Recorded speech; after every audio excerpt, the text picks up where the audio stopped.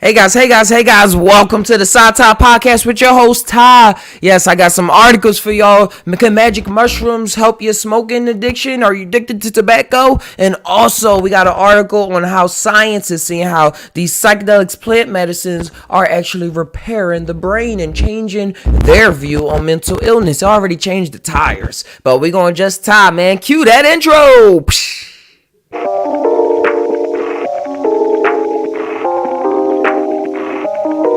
Welcome.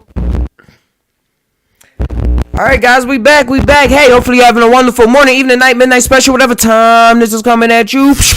Take this energy and we're all in the same boat. We can start the conversation. Yes guys, hey, what's going on?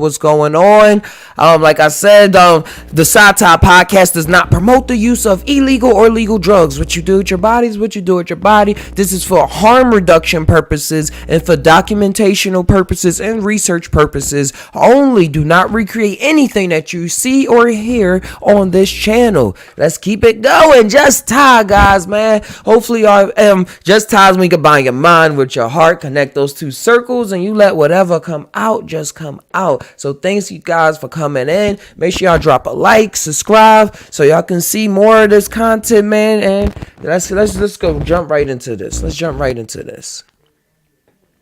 at my head. It's so big. My head.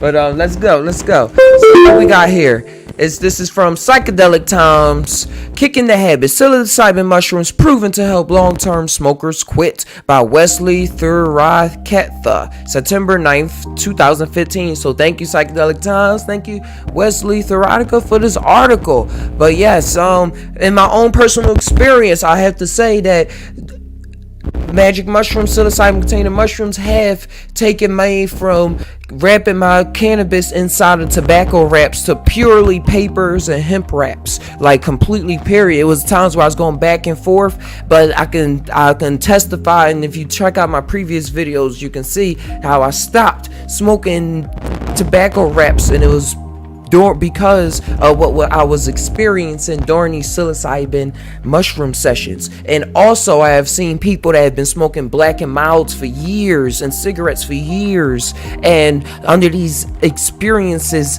now they don't wish to do that anymore, and they don't do it anymore. Not even just wish, they're not doing it anymore. It's more than a thought, it's an action. It's something that happened, and now their life has changed for the better, in my book, in my reality. But we're going to just Ty, guys. We're going to see what this article has to say. But from my personal point of view, I just had to say that it's like that. It helps. We come a long way from endorsing doctors endorsing cigarettes, and authority figures saying that nicotine is perfectly safe. But even in this day and age, we know that tobacco is the single leading cause of preventable death. Hey, yo, guys, I was just thinking about not the Simpsons, the Flintstones, and how they used to have it's an old cigarette commercial, and they put it in the Flintstones. Check it out on YouTube. But it was a lot of people they was in it for the money, and cigarettes was this new product they could mass produce, and they knew people was going to be addicted to it, so they was putting it out. They had doctors on the payroll and everything, just like, this ain't going to hurt you, it's wild, and they want to say they didn't have the research probably and all that, but they knew it was going to happen. It's like, come on. So now I'm glad that we're far from that, and we're seeing different types of commercials. I remember seeing advertisements for Newports on the side of the bodegas, the poppy stores and stuff back in Philly, just big as day. Like, I think it used to be kids on it too, holding hands, or somebody laughing or something like that. It's always in your face, man. All this subliminal advertisement, all this advertising, not even so subliminal, but it flashes on in your life from when you were a child, and it's wild. The game is real, and that's why we gotta have these experiences for ourselves and not just talk, so that we can figure out, so we can cure ourselves and become healthy individuals and productive into the group society as a whole. But let's keep going. It says millions of people still smoke, and many of them are struggling to quit. Finding ways to help people who are physically and psychologically addicted to smoking is hugely important for public health, and recent scientific trials are showing, yes, that's exactly what I'm just saying. Everything I just said. Trials using psilocybin mushrooms have helped long-term smokers understand the roots of their addiction, tracing inside themselves not just the physical craving, but a deeper knowledge of the mental symptoms that led to their behavior. Addictions can come in many forms and for many reasons and can be incredibly destructive. The implications of psilocybin mushrooms on addiction research could help us break through one of society's most damaging problems. Yes, preventable death. Like, number one cause of preventable death is cigarettes, tobacco, guys. That means you cannot die. You have the choice. And these allow you to trace the root because it's so complicated. And these experiences bring you into yourself so deeply, so deep into yourself that things pop up, situations pop up. Man, check out my previous video on my last psilocybin mushroom journey where I was talking about the problems of nervousness that come up in me, and I was seeing flashes. Check it out, guys. Just using my own life as an example. But these articles are pretty dope. The implication is, the Johns Hopkins study. We always going back to them. They ain't a lot. They did a lot, guys. In the 2014 Journal of Pharmacology, Psychopharmacology, Johns Hopkins researchers reported that using psilocybin mushrooms in tobacco addiction therapy achieved an unprecedented 80% success rate, helping 12 out of 15 heavy smokers to be tobacco-free 6 months after their psychedelic treatment sessions. The participants' smoking habits were roughly a pack a day over 3 decades on average. 30 years, guys. A pack a day, 30 years. I don't know how many is in a pack. 20 something? That's a lot. That's a lot. Dang, I don't even smoke that many blunts a day. I mean, hemp wraps a day. Which makes the results even more incredible. Some of the subjects had tried psychedelics before, but only minimally and in the distant past. It's all about your intention. It's all about what you want to get out of the experience. It's all about what you're willing to let go, and it's all about the setting, who was there, or if you're there by yourself, how much are you willing to let go and change about your behavior? How much are you willing to accept that this behavior was programmed into you by advertisements, by your environment, by the big businesses, by the little businesses trying to make a little cash, by the hustlers out on the street trying to make a little buck, trying to just sell you whatever. It's a lot that goes on, guys. It's a lot that goes on, and we're seeing it's an 80% success rate. 80%, 12 out of 15. That is real terrific in my book, guys. Real terrific. If that's terrific in y'all book, please drop a like, comment, say, man, that's very terrific, guys. I'm happy that happened. Just anything to just show wow, this is real. Let's keep it going. The results of the Johns Hopkins study are particularly exciting due to the fact that the leading prescription drug for tobacco addiction treatment, varenicline, has only a 35% success rate and comes with a slew of side effects, including headaches, nausea, and even suicidal behavior. Instead of being on a regular regimen of dangerous prescription drugs like varenicline, the subjects in a psilocybin study were only administered 3 doses. Just 3 doses in mushrooms in a safe and supportive therapeutic environment. 35% is what the leading thing that they came up with, that they manufactured in their lab, compared to the 80% success rate of this plant that grows naturally out in nature and has been used for thousands of years in many different forms, because there are a lot of different species of mushrooms around the world, and it has an 80% success rate with no side effects like nausea, suicidal behavior, headaches, and everything. It all comes with having supportive environment and being able to integrate the experience and dealing with whatever traumas and things came up, but it's not physically going to cause you any harm. It's safer than actually cannabis. Magic mushrooms, psilocybin mushrooms are actually safer to consume than cannabis. There's an article out there. I'll tie on that some other time, but I believe it. I really do. And wanna go back out, Rudy? Go ahead. Go. So yeah, and And these were people that were smoking a pack a day for 30 years. That's very, very wild. So this is what was just ingrained in their neural pathways to give them dopamine hits, give them that serotonin, give them that love that they needed, or concentration, or something to distract them. Nicotine just was part of their chemistry at that point. And for the mushrooms to be able to transform this is very cool. Very cool. Let's keep it going.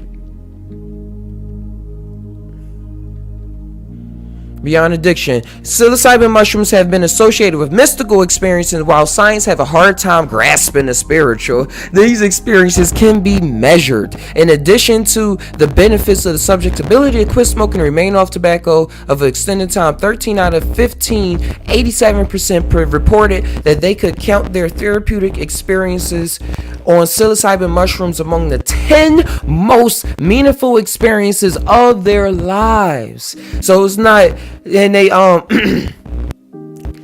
it's they live. So it's not that something just they're just like, oh, I just don't want to smoke anymore. It's just making me, I don't want to smoke because I'm high off mushrooms right now. But no, it gives them a whole life-changing experience that can be related to the spiritual, to a religious experience, to a jubilant time, something where it seemed like they finally went home and was like, oh wow, I'm home. I don't have to feel like I'm just running the streets anymore, living a life of crime and wildness. And then, you know how that goes, guys. Just think about these things that Ty is saying. It goes like that. Let's keep the article. It says, as with most addictions, the substance of choice is not the cause the problem, but it's related to stress. Yeah, what I was saying. It says mushrooms equipped. Psychedelics like magic psilocybin mushrooms are uniquely equipped to reorientate people's perspectives on their life choices and allow them a rare opportunity to make meaningful and lasting positive changes on how they live. As Matthew Johnson, shout outs to Matthew Johnson, of the Johns Hopkins University School of Medicine says, quitting smoking isn't a simple biological reaction to psilocybin. As with other medications that directly affect nicotine receptors, when administered after careful preparation and in a therapeutic content, psilocybin can lead to deep reflections about one's life and spark motivation to change. Spark that motivation to change, because it's all about you. But he said it doesn't directly affect, it doesn't work like the other medications that they work. They say, all right, we gotta attack these nicotine receptors, and that's how we're gonna do this. But no, instead of attacking, the psilocybin works with you, it flows with you, it knows you, and then it helps you spark that fire and to now make the change. It shows you who you can be, who you are already, but you distract yourself so much with these addictions. But it's reasons, and it knows why, and it helps you with that somehow, some way. Addiction to drugs, cigarettes, to shopping, to work, sex. We talking about that, and can harm anyone around them. The cost can be extraordinary to both the individual and to society. As a country, we spend billions of years in treatment. Over time, our ability to understand and stop addiction before it becomes ruinous increases. And with more research, we can kick these habits. And thank you, Psychedelic Times. Thank you, Wesley Thurakata, for this article. This has been very dope. This is very cool. We can see now that there is a possibility that smoking addiction can be treated, that it can be dealt with in a positive, let's get this focus right, that it can be positive, dealt with in a positive manner. There it is, without killing people or without separating from their families, getting them addicted to opioids or this other thing that only has a 35% success rate. And when it's not helping you, it's giving you nausea, suicidal behavior, and vomiting and all this other things. So that's wild. So just Ty, I got a picture for y'all that I want to show to y'all, and we're going to tie on this.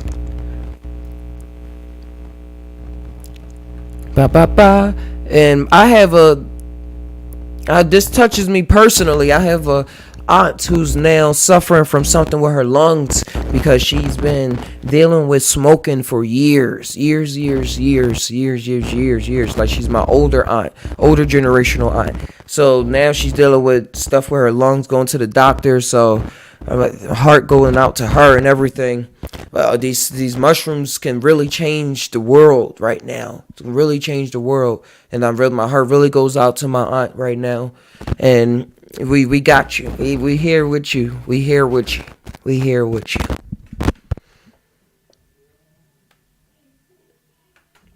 All right, let's get back to some happy times. Look at this, guys. 2 plants that are changing the face of the world, changing the face of America, at least 2, with the laws that are changing. We see how cannabis has changed America. I live in California, so I see how it being available recreationally has changed the mindset of people, the temperament of the people, and the crime rate. All of that people said was going to happen. And even the people that wanted the money are getting they big bucks. And there's still a lot of jobs and opportunity available based off this plan. And people are being healed with their PTSD, they trauma, they chronic pain, they have aches, they glaucoma, they headaches, a lot of things, the stress that goes on in daily life. Cannabis is helping with that tremendously and giving people a new outlook on life. And now we see that this awesome guy, cannot reveal the source, and I found it on Facebook, has got psilocybin mushroom to grow in the same pot as his cannabis plant. And this is very dope, interesting, because this plant is now going to be on the ballot in California, in Denver, and in Washington. So these are 2 plants that are going to that are going to change the face of a lot of minds and of the world. So it's awesome to see somebody that got these to grow in the same pot. I don't know how they did it, but they did it. So just think about it, guys. I got one more article. Look at my eye again. Here we go. But before I go in that article, make sure y'all share this page, guys. Share this page on Instagram, Facebook with your friends, family. Start this conversation. And just if you want, T-A-I, not T-H-I, like the food, man. I'll see y'all right now. Oh, that was funny. This article, guys, is from New Scientist. Let's go back. From New Scientist, and it's called The Mind Benders: How Psychedelic Drugs Rebuild Broken Brains. The healing powers of illegal drugs like MDMA and psilocybin are finally living up to the hype, and they are already transforming our views of mental illness. They're not finally living up to the hype. I'm not going to give that article this credit. They always have been giving up to the hype. They've just been stigmatized the wrong way and treated the wrong way. But even before the 50s, these were used for thousands and thousands of years in many countries around the world. But I'm going to appreciate this article. Thank you, New Scientist. This came on November 22nd, 2017. This is an awesome, cool picture. Somebody calm, and he got his brain chopped, his head cut off. Like all that thinking is cut off, and he's just calm, and the water's floating. I love it. I love it. I love it. All right, article by Sam Wong. It says, he wasn't the first person to say it. Tom Insel education carried extra weight thanks to his job title. So Tom Insel is the U.S. National Institute, as the director of the U.S. National Institute of Mental Health towards the end of his 13-year tenure. He was in that thing for a while. He knew the ins and outs. Insel began publicly criticizing his own organization and psychiatric in general for his failure to help people with mental illness. There are great examples in other areas of medicine where we've seen innovation really make a difference, says Insel. Not so much for patients with schizophrenia, post-traumatic stress disorder, or depression. And that's what we talk about a lot on this channel, because that's what I go through, and that's what I have family go through. I have family that have also been locked up in mental institutions, and they're still the same. It did not help them at all. It gives a lot of people a place to go just to escape from reality and be doped up on some drugs that Big Pharma that they want to test out on you guys. Do not forget, watch out, check out American Horror Story. This happens in America. All of this is all correlated. American Horror Story have something is one season that takes place inside a mental institution. It's a lot of spirits that's going on in there because there was a lot of experimentation going on. And back in the day, they were like, when I mean experimentation, was shock therapy, cutting people open, seeing why people were so-called mentally ill and hearing voices. We've got to be able to see this, so we cut them open and do all these things. If this was actually really happening, now it just happened in the form of sedation and trying out different pharmaceutical drugs before they put them out on the big public. So it does not help people, and I see the drugs out here are not helping people, period. Still, I have I mentioned before that I have a grandpa that we haven't seen. Oh, let's get this all focused. Let's get this in focus. All right, I have a grandpa that I have not seen in a long time, and he's paranoid schizophrenic, and we haven't seen him in so long. And he probably tried to get treated in the past, but it was just failure. And then he probably got angry. Life situations wasn't adding up. And now he's just AWOL. And it's a lot of people out there. If you go to the store, I grew up in Philadelphia. You just be around in 7-Eleven and you'll see somebody walking. Last time I was there, when I went to go visit back to Philly just in November, it was somebody just walking around talking to themselves and like talking to the air and things like that. And he probably was a cool dude, just probably needed to really be treated in the way that these illnesses are not illnesses that human beings need to be treated. But to some point, a degree, we all going through all of this. We just either covering it up better than most. We either got more money to disguise it than other people that don't have the money and means to disguise it. Just tie, man. Just think about it. I know what I'm talking about over here. Talk that tie.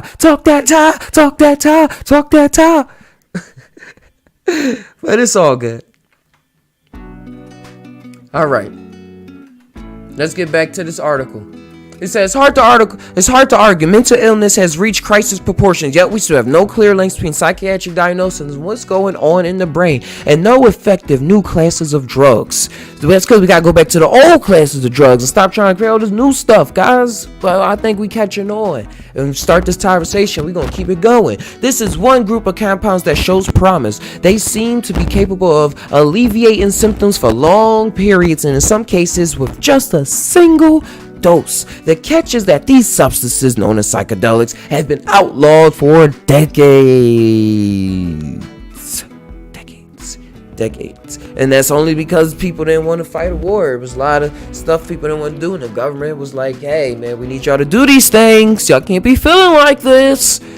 They said a psychedelic renaissance has been featured many times. Yeah, we talk about that. This is the psychedelic renaissance, not only in terms of benefits for patients, but also unprecedented insights into how psychedelics reset the brain. If the latest results stand up to closer scrutiny, they will transform the way we understand and treat mental illnesses. So shout outs to Matthew Johnson, man. He was director of U.S. National Health Institute for 13 years, and he is coming to this conclusion.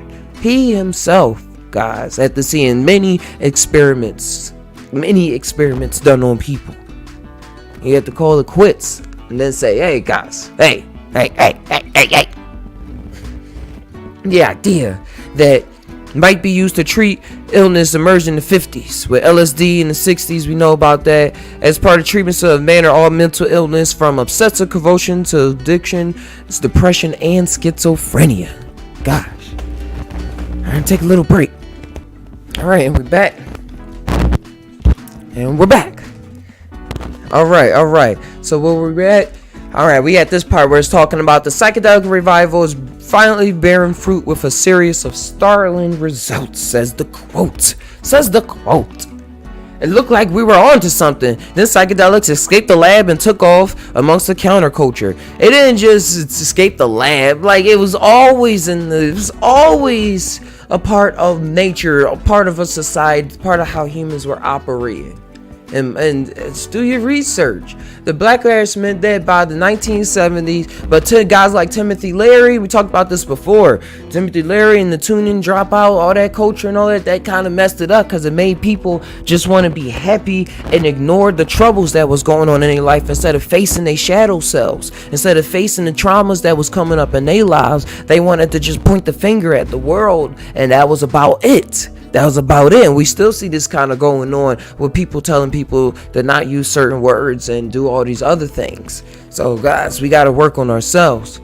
But we gonna keep going. In the meantime, treatment for depression, the most common illness, came to be dominated by drugs called selective serotonin reuptake inhibitors, SSRIs. And so I know a lot of people. I know one person in particular that's really close to me in Philadelphia, older guy that gets these SSRIs because he says he hears voices and can't take it and things like that. And it's for his depression, and it's a lot. And these things, if you don't know, they boost levels of the neurotransmitter serotonin by synapses by blocking its reabsorption by neurons. So what it does, it blocks you from getting serotonin, so you don't feel so emotional, period. In my book, you just don't feel the emotions pop up. So instead of just dealing with them, it's like you just cut them all out. And that's as well when they say if you even want to do psychedelics and you on SSRIs, it doesn't have that much of an effect because all of these plants, the DMT, LSD, and let's get to focusing.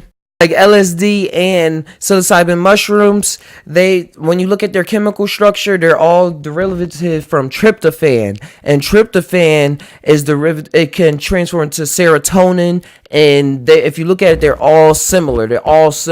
So they all work on the 5-HT2A receptors in your brain. So with the SSRIs, it's stopping them from actually having an effect on you. So if you're on an SSRI and you try to partake in the psilocybin mushrooms, it won't have that much effect, which is wild in and of itself. That we're living in a world where we're living in a world where the best thing to do was to just get rid of your emotions, to get rid of them, guys.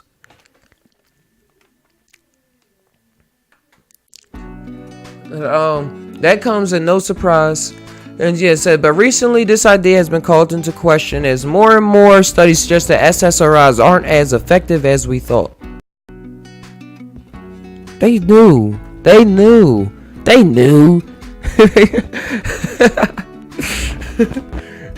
That comes, but they just want the statistics. They want like 1 million people to die or suffer before they be like, yo, we learned this from like the first 5-10. That's what I'm just talking about. Despite their ubiquity, 8.5% of people in the U.S. take them. SSRIs work for just 1 in 5 people. Even when they do work, there are problems, not least that coming off the drug brings severe side effects. The picture is no less grim for other mental illnesses. So it's not, when people do want to get off of it, it becomes an addiction. They don't want to get off of it. It's a trap. The picture is no less grim for other mental illnesses. There's a chronic shortage of new treatments and precious few ideas where fresh options might come from. So yeah, guys, I'm back in. I was telling to say people are going back and they're getting addicted to these SSRIs because they think it's the only way they can get through in their life, the only way they can get past, and sometimes it's the only way that they can get their check, continue to get that that disability check per month. They got to keep taking these SSRIs. So it's a lot of money coming along with this addiction going on when you really talk to these people that's in these streets. I know them. So hear me out. Hear me. Or not. Just tie. That's what it is, man. Just tie. Just think about these things. Got to pitch some tablets. And then he's saying that's part of the reason why psychedelic revival has been so tantalizing. The first push came in the 1990s. We talked about that before with the MAPS. After a few individuals were determined enough to go through the arduous process of getting approval to work with psychedelics, the FDA decided to treat psychedelics like other drugs, meaning researchers were not banned from working with them, but they cost thousands and thousands of dollars and took years in order to get approval. That's why this big company Compass is really cool. I talked about this in another Psy Tai podcast. Search it up. They built a billionaire couple company that's supplying scientists with the available resources of plants and things like that, so that they can get these studies in, so that the laws can start changing. This is what this is all about right now: changing the people and changing the laws in the process. The 2 decades later, those efforts were finally paying off, and yeah, that's where we are now. I got other thing talking about MDMA and how it's not just gonna be a party drug soon, and they say how it works by flooding the brain with serotonin, which makes the user feel euphoric, and these mood altering effects are the reason researchers became interested in using it as a tool to assist psychotherapy for people with PTSD, because it allows them to experience an emotion that they had probably not experienced in so long. And when that traumatizing PTSD event happened, from like living out on the streets, witnessing a death, witnessing a war, witnessing a lot of traumatic rape, or anything like that, those feelings override everything else, all the good harmony, cool things that happened before those events. And MDMA allows you to rediscover your emotional side. PTSD was also will affect roughly 7% of people in the U.S. at some point in their life. The most effective treatment involves memory reconsolidation, which means bringing up traumatic events and really facing them. MDMA appears to help not only anxiety and stress, but also because it triggers the release of oxytocin, a pro-social hormone that strengthens feelings of trust towards therapists. Because a lot of people go to therapists and they're like, I don't still trust you, I'm just talking. I can see that goes the therapist, or your lovely friend, or your spouse, or your mom, your dad, your daughter, anybody. Last year at the Psychedelic Science 2017, Oakland, California, a group led by Michael McFlusher at the Medical University of South Carolina presented the results, in which 170 people with PTSD underwent a psychotherapy while under the influence of MDMA. A year or so after having the therapy, roughly 67% of them no longer had PTSD, according to a measure based on symptoms such as anxiety levels and frequency of nightmares. About 23% of the control group, which had psychotherapy and a placebo drug, got the same benefit. That's cool. And then this was the study that convinced the FDA to give the nod for McThorrell's group to carry out further research. So then they got some approval from the government, so to speak, to keep these studies going with MDMA. And they saying they get a lot of breakthroughs, and as soon as 2021, we can see some changes coming in the MDMA field, and it becoming prescribed for doctors, or prescribed for therapists to give to patients, or we'll see. Time will tell. Alright, it's saying these hallucinogens going to have the biggest effect on mental health, because psilocybin, the active ingredient in magic mushrooms, is beginning to look like the real deal. Generally effective, long-lasting treatment for depression. Yeah, we know that, guys. we realizing that. And they did in this article, they saying how it started in 2006. Psychiatrist with Roland Griffiths, psychiatrist and neuroscientist at Johns Hopkins University in Baltimore, replicated results of a notorious study from 1962. So the study was done a long time ago. He just did the same thing, and those people in 1962 just did what they was doing 1,000 years ago. It showed that a large dose of psilocybin can induce mystical experiences in volunteers without any mental health problems, inducing feelings of ego dissolution, a sense of revelation, infallibility, and transcendence of time and space. 14 months after taking the drug at Griffiths Lab, 22 of the 36 participants said the experience involved their well-being or life satisfaction, and is rated as the top 5 most meaningful experiences of their life. On the other article, we saw how they said the top 10. Here they say in the top 5 and his participants. So it's really up there. It's unbelievably up there. until you experience it, and then you still like, wow, I can't believe it, but you have to. So that was a cool 26 out of 36 patients improved.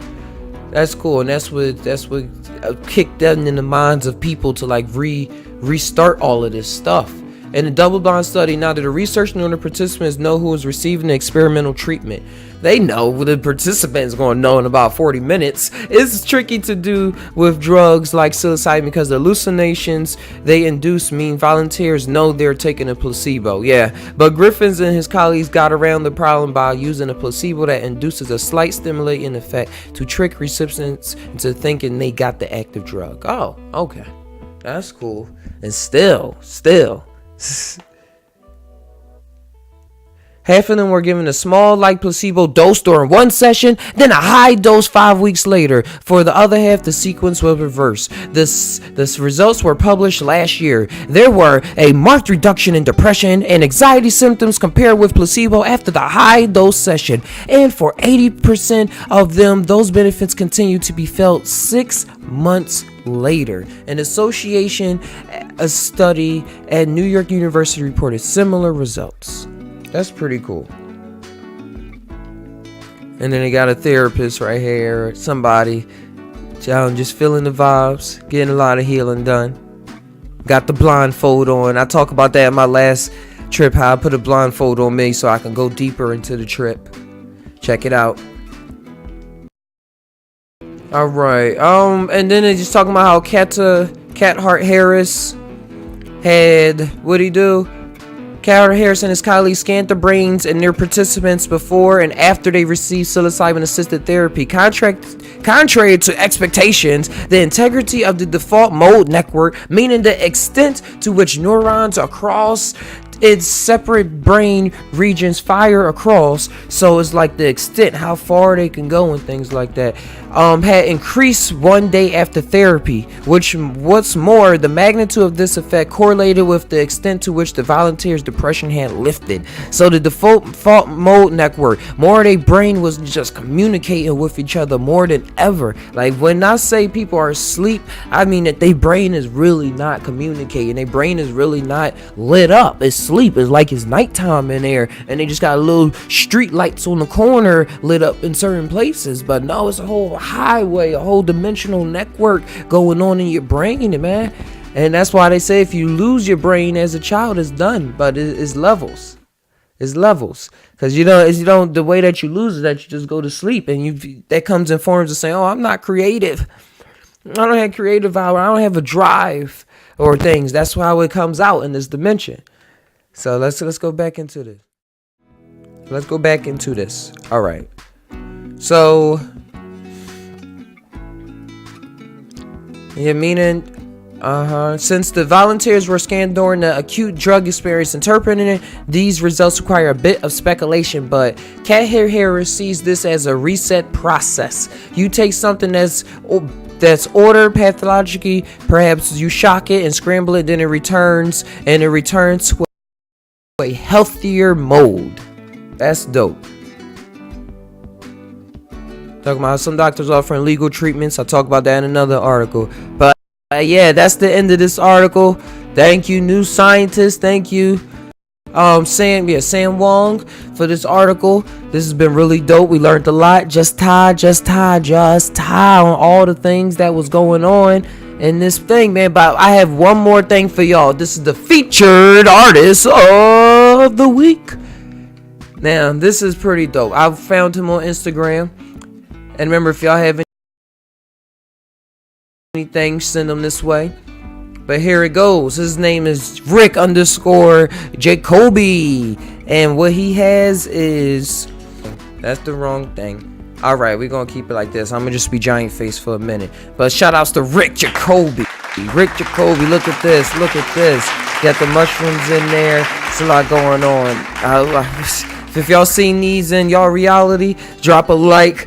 Let me know in the comments. But this is real. I'm really interested in these kind of artwork. It like takes you somewhere.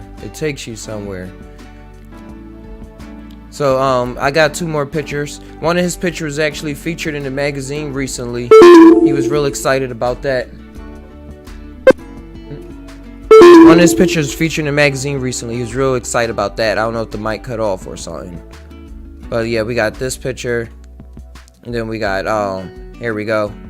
This is picture Modi said finally got a copy in there. So hey, what's going on, bro? And here goes a close-up picture of that said picture inside the comic. Got the alien vibes going on. Got the 3 eyes. It's very cool in the desert. What else we got? And then we got this. This sound like some 80s trippy stuff, man. This is way back. Said blocking in basic colors over red and Perchier on his painting. All the colors are blocked in. The actual rendering begins. This is cool. So hey, y'all, if y'all want y'all pictures in here on here, just send them this way. We'll get them on here. But that was really cool. And we got that picture back. But yep, guys, this has been 34 episodes. 34 episodes, guys. So hopefully y'all starting the conversation of y'all remember reality. And thanks for watching. And I'm going to say, guys, we all tie. But do we really tie? Sometimes I don't know, dude. Sometimes I really don't know. But hey, guys, like this video, subscribe, check us out on the Instagram, Facebook. And I had some awesome things coming. I finally finished illustrating, animating this awesome book based around a character known as Tussle Tulabay. And he goes out on all these awesome adventures, but I have that all together. I'm just going to put together the PDF, get the ebook, get it copyrighted, trademark, all that stuff, and it'll be coming to y'all. It's going to be a whole series. It's going to be coming and coming. So that's what it is. That's just Ty, man. Just Ty. Love y'all. I love y'all dearly. See y'all next time. Ty always. Adios.